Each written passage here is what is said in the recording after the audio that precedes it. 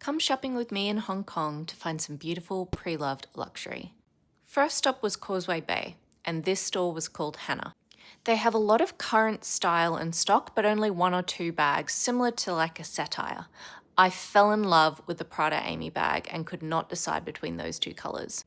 Next stop was a store called Lovintage, which had the most incredible selection of vintage Chanel handbags.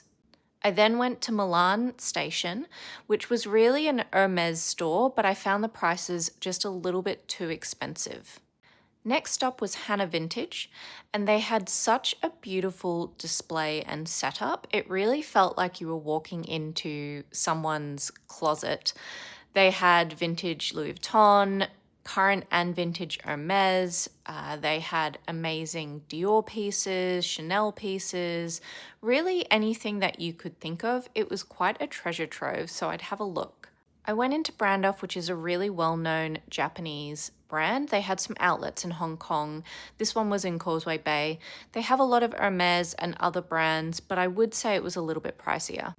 I also went to Black Vintage, but honestly, they didn't really have that much and was really hard to find. They also had a strange opening hour of about 4 p.m.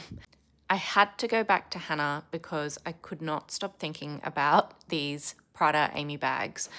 I was so torn between the burgundy and the taupe color and could not for the life of me decide which one to go for. But excitingly, I did go for one, and so you guys will have to wait and see which one I ended up going for.